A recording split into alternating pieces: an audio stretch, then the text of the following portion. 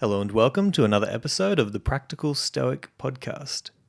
Today we have part 4 of our conversations masterclasses that we are doing with Kai Whiting and Leonidas Konstantakos, authors of Being Better, Stoicism for a World Worth Living In.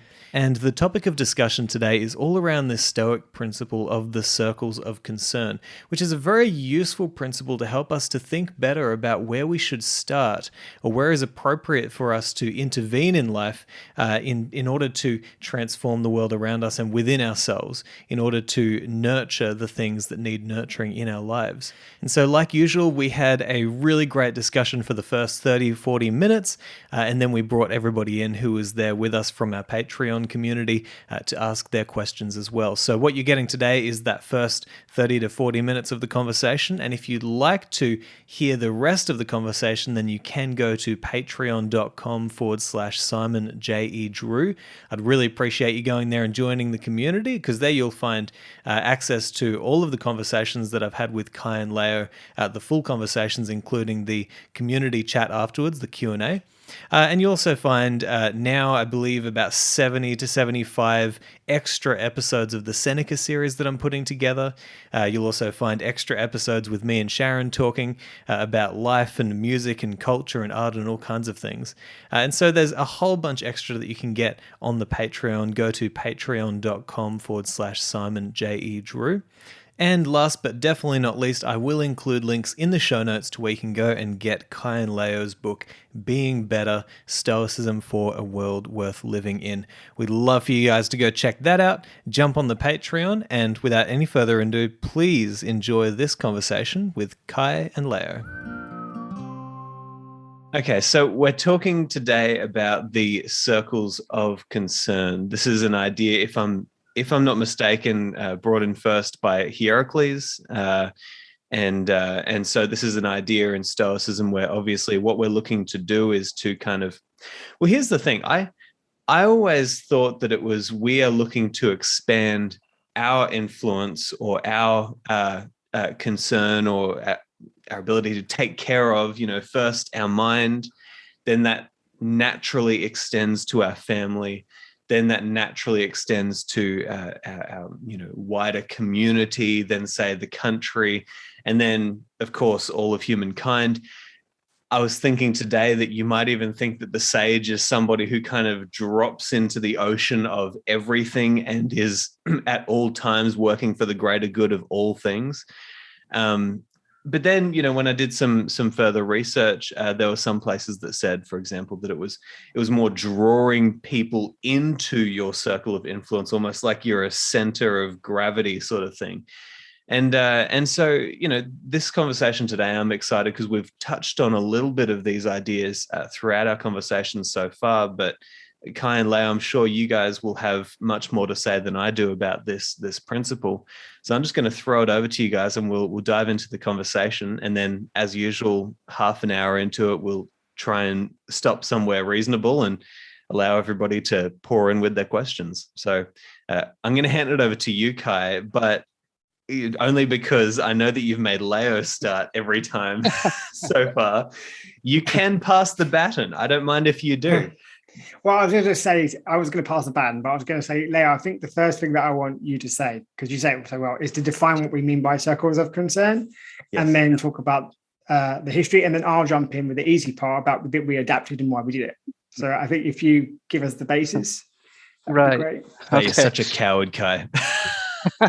I know what to fear, what not to fear. So I have courage, and I know that it is reasonable to fear ruining the beginning first 5 minutes, because that's when most people are listening. I know, no, it's fine. It's fine. I get it. All right, guys. Well, right. So I was just listening to what you guys were saying, and there's a lot to unpack there. So let me start first with the word circles, right? And that kind of brings up to me the fact that the circles that Hierocles talks about is a paradigm.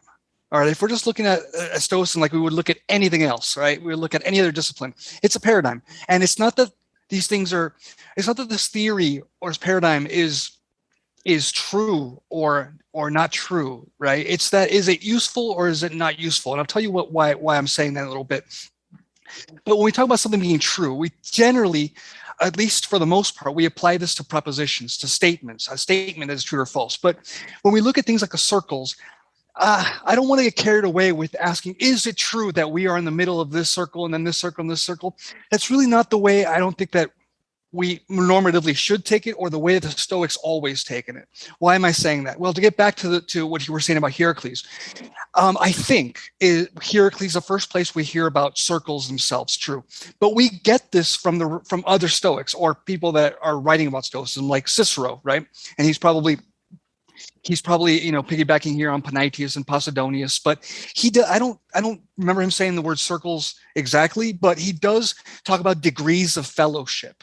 Okay, so you get this concept, you get this, and what's interesting here is that what's in his circles, so to speak, right? What's in his degrees of fellowship is not the same thing as what's in Heracles, right? And then Epictetus will come, sometime around the time of Heracles, and he'll put a different emphasis on it. So even though I've counted 10 circles that Heracles talks about, I think this should be taken, with the so-called, with a grain of salt, so to speak, right? Because I think there is a cultural relativist aspect here within biological limits of who's in what circle. All right, because Cicero is in a very Roman world, and this is probably a question that's better asked for a historian. But because Cicero is in a very Roman world, for him the household is like the cell, the basic unit of the republic, right? And later on of the empire.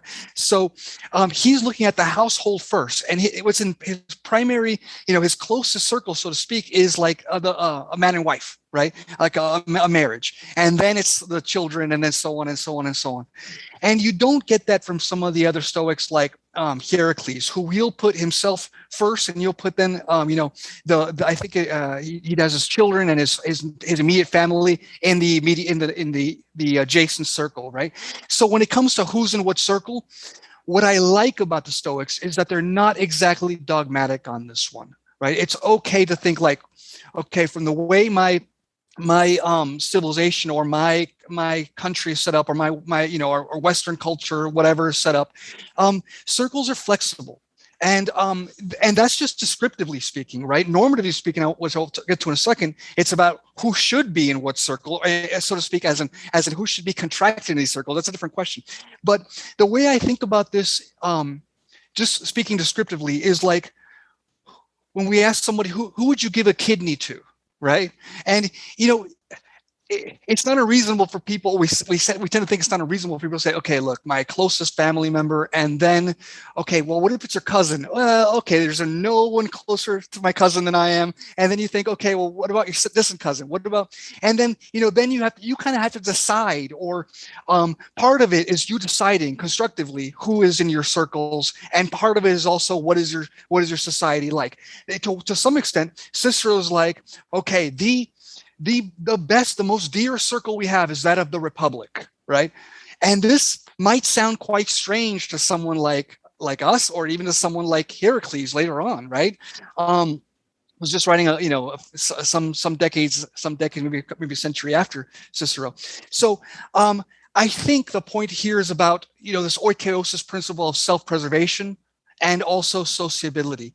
So who's in what circle kind of goes on your self-preservation.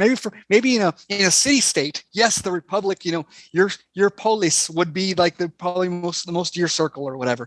But I think this is flexible. Now that's descriptively speaking, right? Normatively speaking, there's something that often we don't talk about when it comes to circles of concern, and this is the wording that Heracles uses.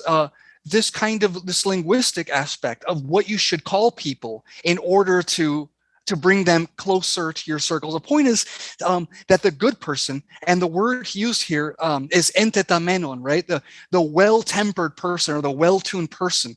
And there's even some discussion about this word. Is he talking about the person, or is he talking about the actual circle? But I'm going to go with long and steadily on this one and talk about the sage, right? The well-tuned person is a person that can contract those circles, that is so well-tuned with nature, and so in harmony with nature that they bring these circles inward. That's how well-tuned they are. Now, that means they treat even the furthest foreigner like they would treat their fellow citizen, right? They treat their fellow citizen like they would treat, someone closer.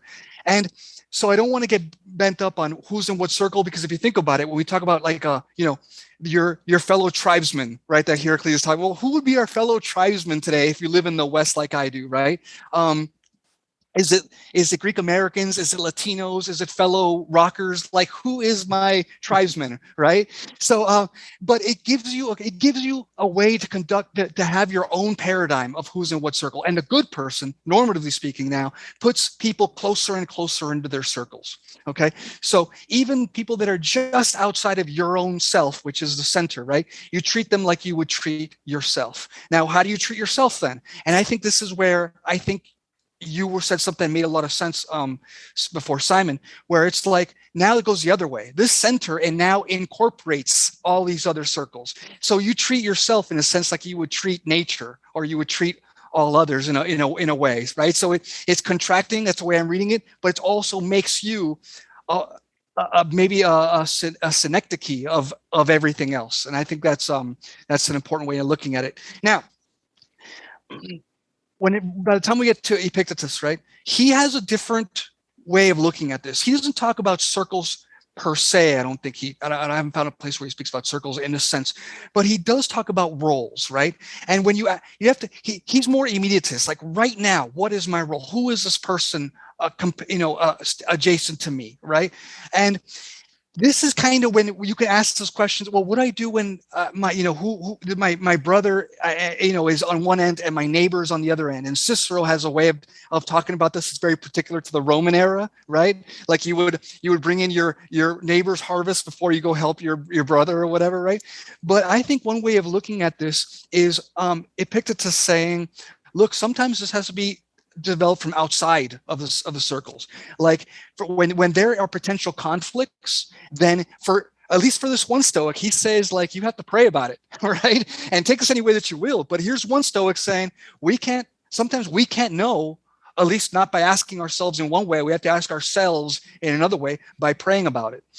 And sometimes also for this one Stoic, there are extraordinary individuals, right? Like the Diogenes among us that say, like, look, you could be my brother by blood, but I'm the brother of the entire world. So rather than what's in my circles being my family, the entire world is my family. This is the Stoic priest, so to speak, that this is not everybody can do this. This is the Diogenes among us, right? And Socrates is among us, and this is not for everybody. But for the rest of us, right, that aren't going to do this, that aren't going to live in a tub or wander the earth like a Caine in Kung Fu or anything, like we have to decide kind of, to some extent, who's going to be on circles, and that is partially determined by our social life, right? Yeah. Oh my gosh, there's so much to pack apart there, or unpack there. Firstly, I want to ask about your kind of. I think that you make a really reasonable point at the start by showing us that it's not necessarily an idea that we need to claim as true or false. But I'm wondering if it's a different even definition of truth, or a way of discerning truth that they're using here. Because I mean, if you just stand back and you watch humanity, right, and you watch where people flow, where their energy flows to, and the kinds of people that other people tend to flock around, you might even say, okay, well, like if you looked at our society at the moment and you tried to discern who are the heroes among the society who humanity has elevated naturally, right, then you could kind of get an idea of the kind of truth that they're talking about here, in that if you do these things, and in that if you follow this course of expanding or bringing into your circles, this is generally what might happen, which could be seen as a kind of truth. And I want to give, just because I was thinking about it, I thought it might be good to give this kind of example here. and I don't know what everybody thinks of Joe Rogan, but that's okay. Like I don't mind. I'm going to bring him in as an example just because I think it's a really interesting phenomenon that's happened in American culture at the moment. Joe Rogan is this person who you might say that he is a well-tuned person. You know, you might say that because he takes care of his body, extremely skilled in like and practiced kind of skilled in multiple different disciplines. You know, put himself around the kinds of people who could help him to continue to develop those skills. Started, you know, speaking to people in kind of two worlds. He started speaking to kind of the academics, right? You might say appealing to more of that kind of society. Also talking to the comedians who are dealing in, you know, other parts of society that a lot of people don't see, sort of bringing the like academics and the kind of comedian types of people together into like a harmony sort of thing. Over time, what was really interesting to see about Joe Rogan is like he just started recording a podcast, but because of his kind of well-tunedness, you just saw people flood into his influence. You know what I mean? And then over time, like you see that now the society has elevated somebody like Joe Rogan to such a point that he has more influence than most of the network TV programs put together. And probably more influence than anyone in America, really, if you think about it.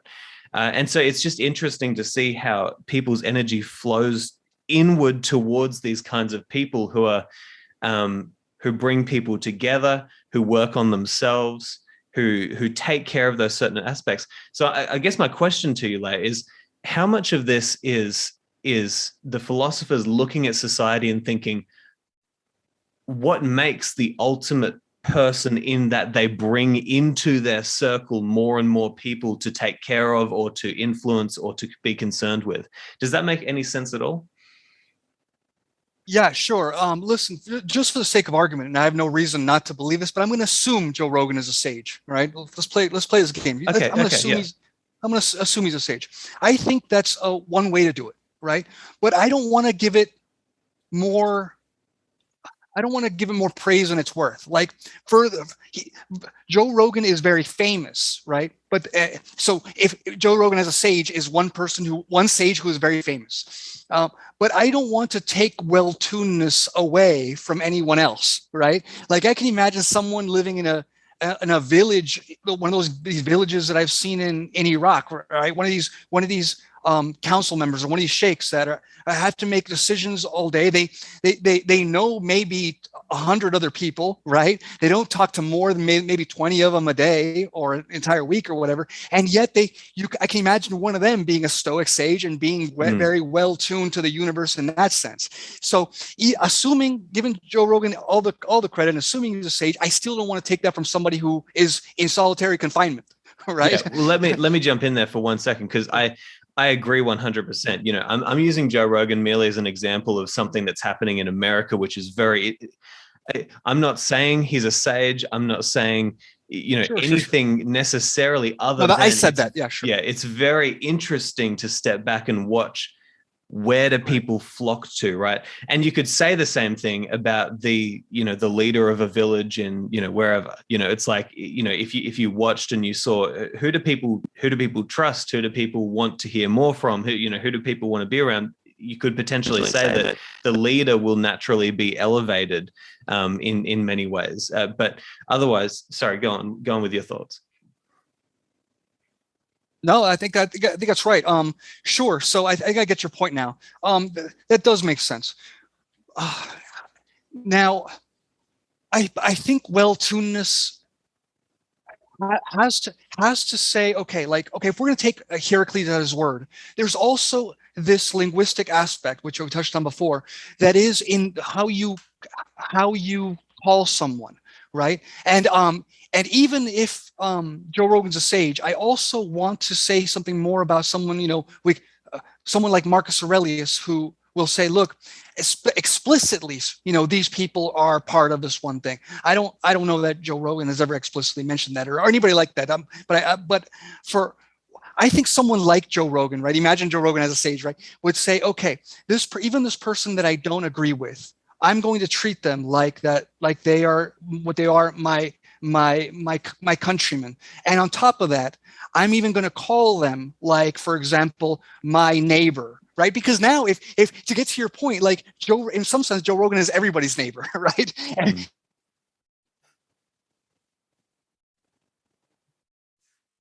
oh no, we lose Leia. Yeah, I think we lost Leia for a second. Or still, you could, you don't have to see me. No, nothing. Okay, Leia, we lost you for a minute. If you can just go back to Joe Rogan, yeah. his people's neighbor.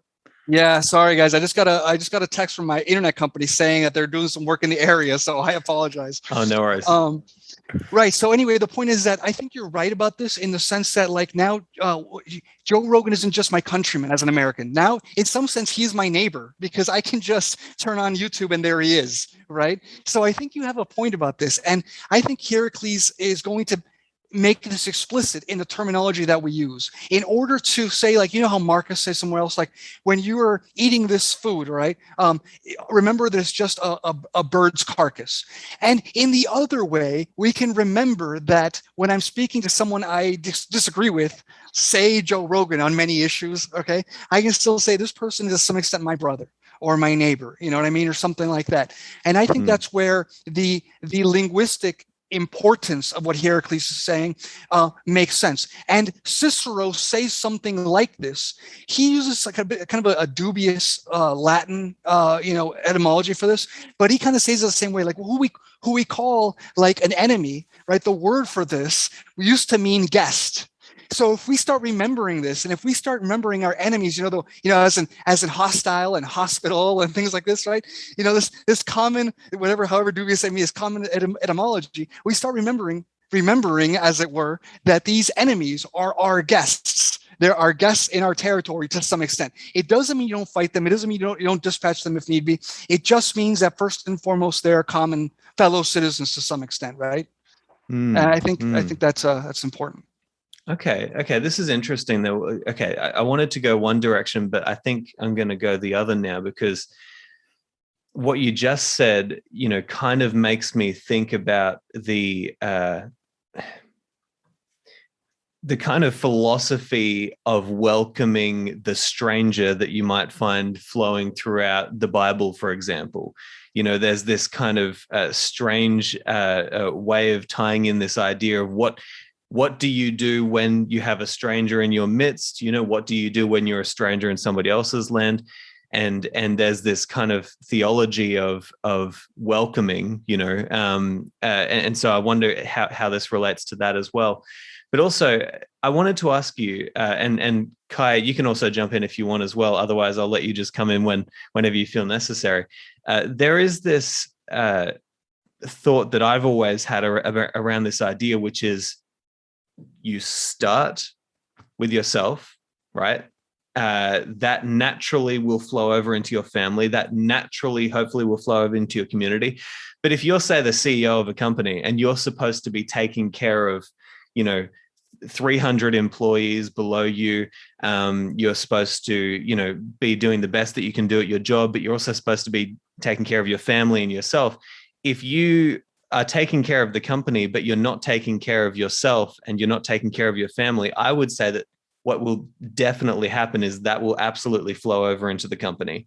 If you don't have those layers properly aligned. And so I'm wondering, is this something that do you think it's necessary to think about this in that kind of hierarchy of you start with yourself, you grow up?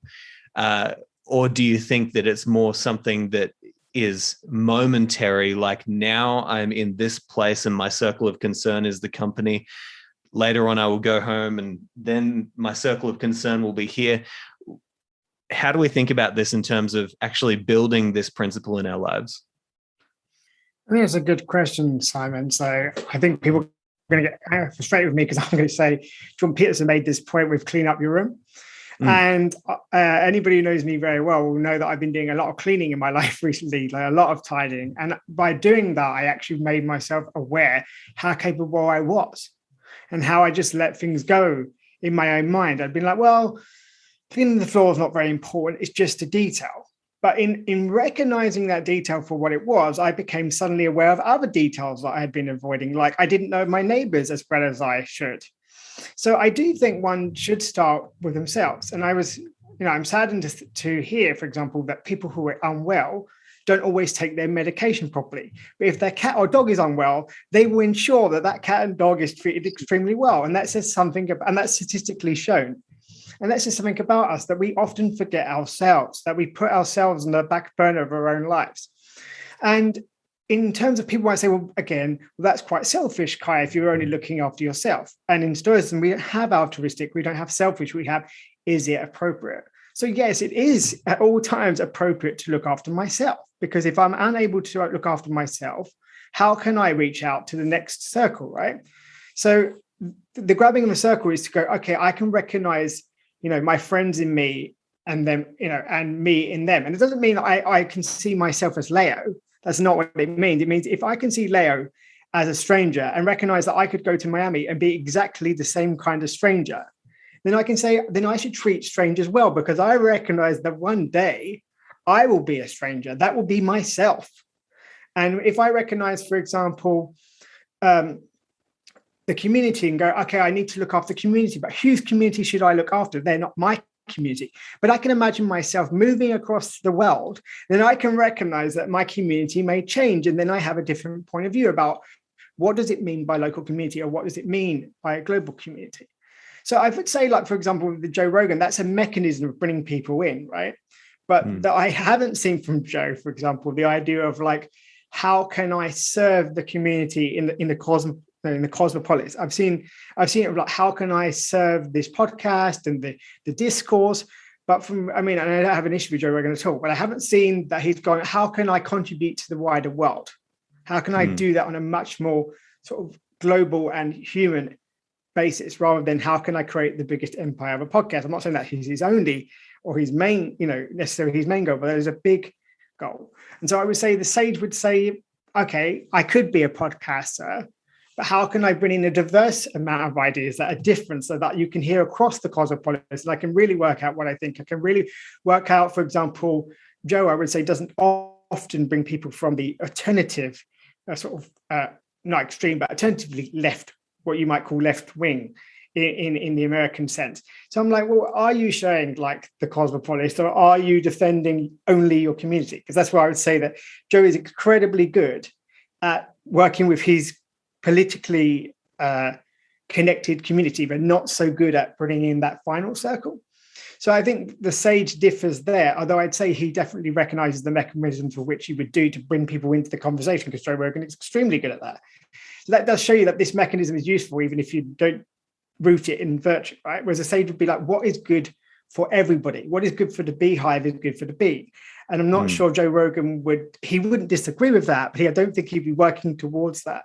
So this is why I think that Leo and I put, and two others actually, so it wasn't just Leo and I, put the circle of concern, the environment, and say, okay, we need to care for beings that are not just humans. And we were criticized for this. Go, well, you can't really see the animals in you and you in the animals. And I'm like, Leo pointed this out a few years ago. What about your family dog? If you're capable of seeing like some kind of, we always sort of humanize our dogs, don't we, or our cats, like we give them attributes. If we're capable of doing that, why can't we grab further afield and see that in most dogs or in most cats, or even, you can see something in a tree, you can say, I can understand that the tree wants to live, so I won't cut it down unnecessarily.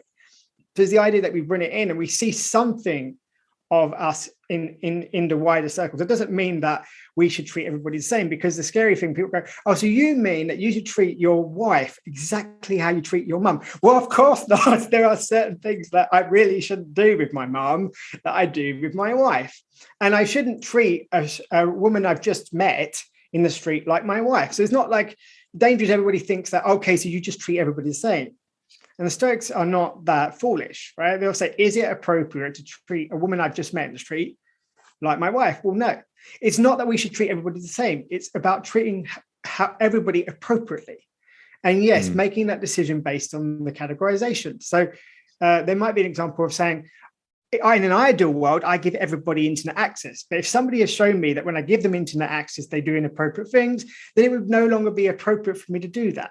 And they could, and yes, if they're my friend and I want to give them the benefit of the doubt, but I also have to deal with the fact that, I can't treat all my friends the same, because to treat all my friends the same, regardless of consequences, if I'm aware of them, is completely foolish. So a lot of people think, oh, so you're saying we should treat everybody the same, but you just bring everybody in and you should have like, oh, I see the Kai in Simon and then the Simon in Kai. Well, elements, aspects, certainly, but it's not that we see that I should treat you exactly the same, Simon, as I should treat your brother, for example, because I don't know him. So I think that's the beauty of Stoicism, that they say like this, the aspects that we should do, that we should have these connections, that we should be aware that we're only literally, if we talk about circles, we're only like 1 or 2 degrees away from, say, being in prison, because we go, I could just make one mistake, I could speed and knock somebody over, so I can see the prisoner in me, right? That's going, I can see that degree, I can bring that in. I am rational enough to realize that the difference isn't that great. And I think I was listening about post-traumatic stress disorder. I don't know if, Leo, you can talk more, but some people get post-traumatic stress disorder not just because something happens to them, but because they do something. And they always thought that the quote-unquote evil person was so unlike them that they would never do it. And then when they find themselves doing something that they find completely quote-unquote evil, but not in the Stoic sense, but in the general sense, they then break down, because they're like, oh my gosh, I always thought I was on the right side. I always thought I was the quote unquote good person. And now I can't imagine what I've done. Whereas a more rational soldier would say, the enemy is not an evil person. The enemy is like me. They're just wearing a different uniform. I don't know if, Leo, if you can add to that, if you were actually in war. Yeah, no, there's that much to add to it, but I think there is something to there is something already said about this by Cicero, right? He understands that even with these degrees of fellowship, that there are 2 methods of conflict, right? For Cicero, the first method of conflict is that between people that can reason with each other, that can talk about each other. Now, I'm not as comfortable as Cicero as making these hard borders between human beings and animals like he does, right? I think science has vindicated my view on this, right? But he says, okay, well, the first method is that of human beings, which is rational discourse, and the second method is that of beasts, and that is force. So you only use the latter when you don't have recourse to the former, right? I mean, 2,000 years later, Machiavelli will say, yeah, so when we're talking about beasts, which beast should we be? And he says, you should be the lion and the fox, and he kind of goes on a tangent with this, right? But Cicero's point is that when there is no recourse to language, this ratio, this being able to reason, that's the only time you use force. When the other side, assuming you're doing what is appropriate, when the other side just will not see reason, when you can have no discourse at all. And he says that all those who and that he says that kind of war is fought with more bitterness, right? So there's wars for rivalry.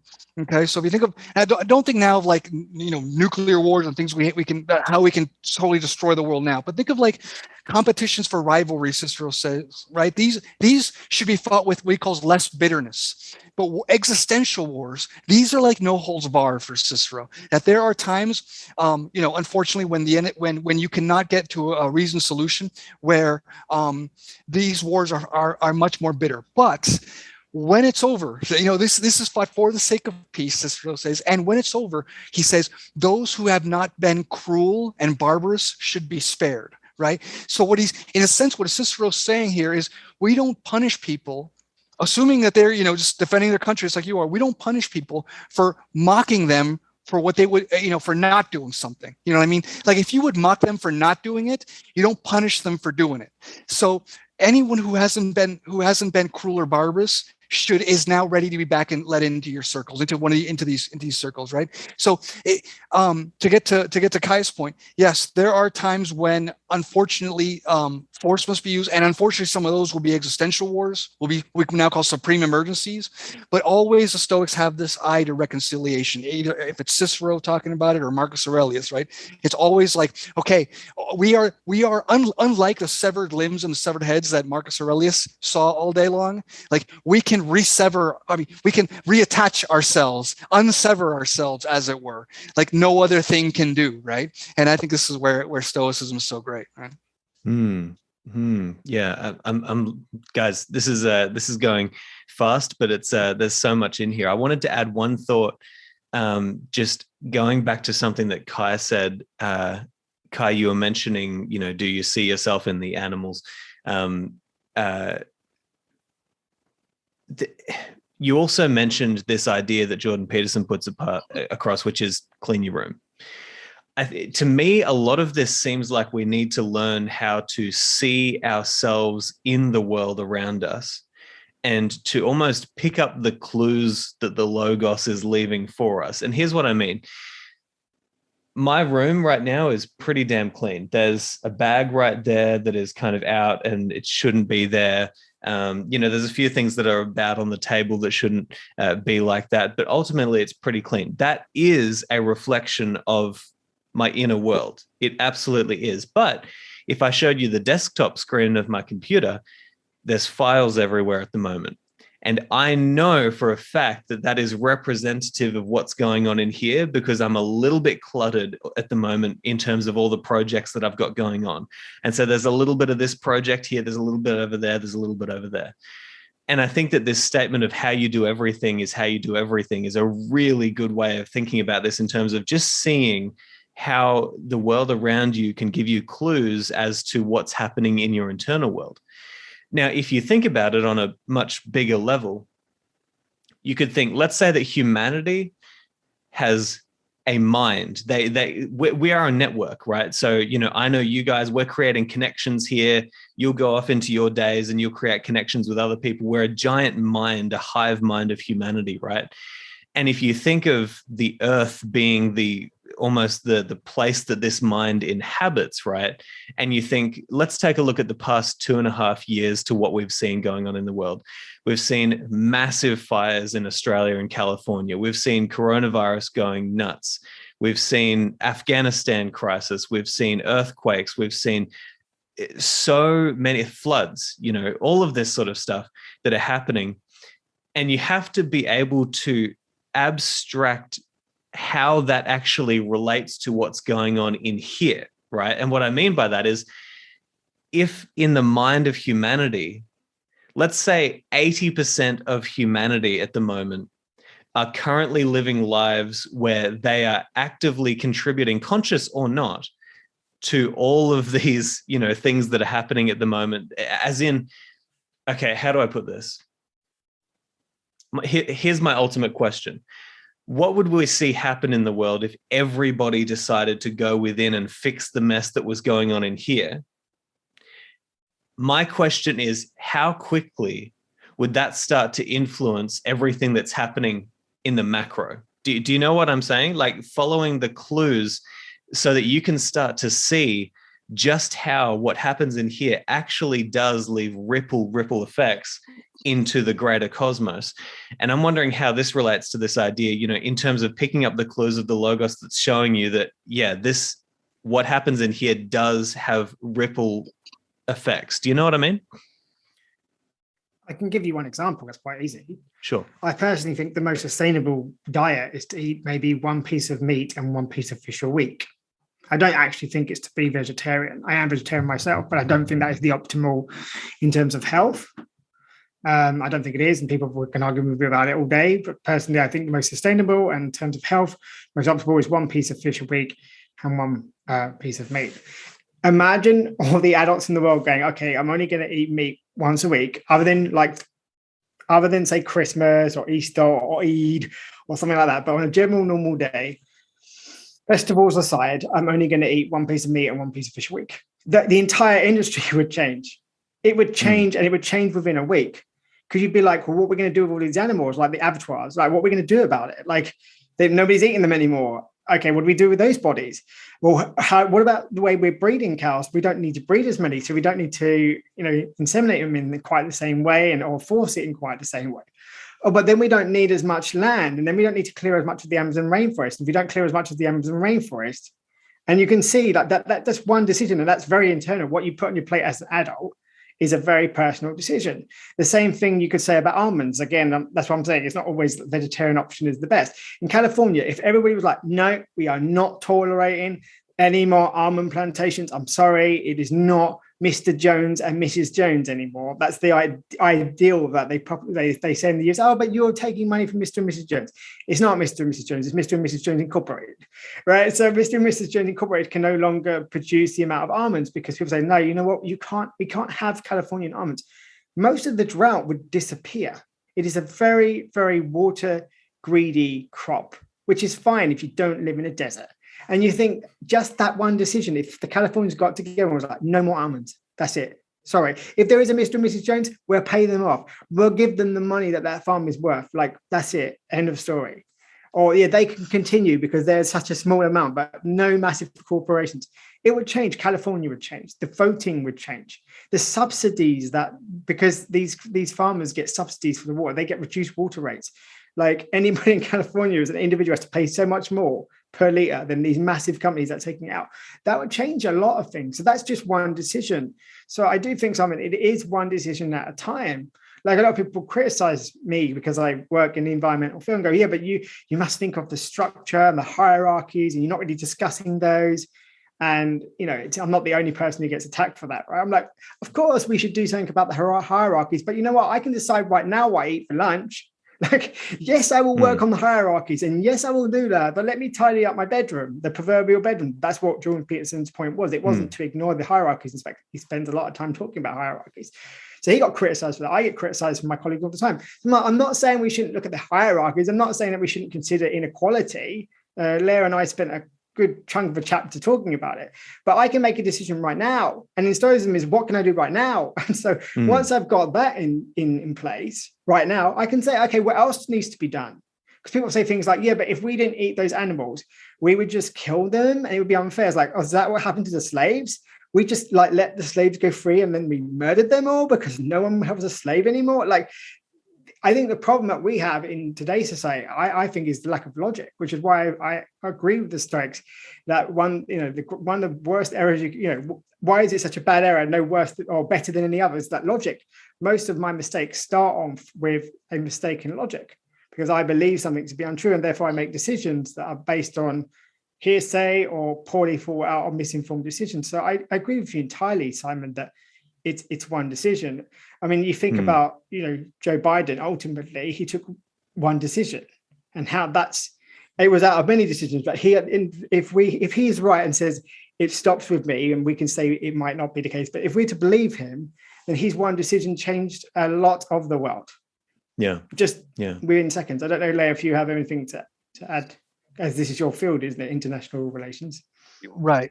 Yeah, but just to add to what you're saying, what I admire about the Stoics, which I think the Stoics get a lot of criticism for, is not doing enough to change their world, right? When it comes to things like slavery and inequality, things like this. I think this criticism to me also is unfair. So to add to what you guys are saying, like if someone asks, what would happen to the world right now if Stoicism were more popular, and we can next day quarterback. Monday morning quarterback this all day long. But the truth is this: the Roman Empire, at least when it came to the elite classes, it was chock full of Stoic philosophers, right? And what did you have? War, empire, right? Slavery. So I think the Stoics were very keen to understand, when it comes to dichotomy of control, not just in the individual, even to what, the consequence of your action or control, but the entire empire is to some extent outside of your control. Like the way, so what you can do is you can't end slavery. You can be reasonably humane slave owner to the extent that a slave owner can be humane, right? Leo, sorry, can I just caveat that? You may not be in a position to end slavery because you said you can't, it depends. So it is unlikely, given your role, that you will on your own be able to. So I know that you believe in that caveat. I just wanted to add that before people here's say the that thing. you couldn't. Well, let me caveat that caveat. I mean, even right? Listen to her. Even like Abraham Lincoln couldn't do it without a war, right? Could Marcus Aurelius do it in a society where that was the only way things ever got done? I don't know. I don't even know he could have. I don't even know to what extent he could have made it so Christians weren't killed, right? So I get your point, but I'm even unclear as to what extent one person even has that power at all, right? In the ancient world, and even in the 1800s, right? I think this would be a good point to let everybody else in to ask their questions now. But I think one thing that I just want to quickly add is, over our sessions so far, I think that one thing that I've really got a clearer understanding of, and I've really tried to bring this into my life, and I've really seen good effects from it, is just that real strong urge to pull my decisions back to this moment, this place, this situation. Because even when it comes to things like goal setting, it's like we can set a goal, but then as soon as you've set that goal, now you have parameters by which you consider, okay, if I deviate at all from this path of this specific thing that I want, then it's a failure. But sometimes it helps to not necessarily set the goal, but to say, okay, right now I'm going to make the right decision that's going to lead me closer to whatever it is that is pulling me forth right now, right? In terms of even with, I guess the point that I'm trying to get across is, it seems much more appropriate to bring that decision in to this moment and this time and this place, and to not be burdened by trying to appease other things that might have happened previously, but might be holding you back in the past, but allowing those things to die off if they need to, but to be here and now. And so I think that this is, it's something that's so helpful, and it also makes sense to me that if you're able to live in that kind of way where you're so focused not on everything else that is kind of outside of your current moment right now, but you're focused on what can I be doing right now in this place, it seems like that would be the most appropriate way to live your life in terms of helping everything else to flourish.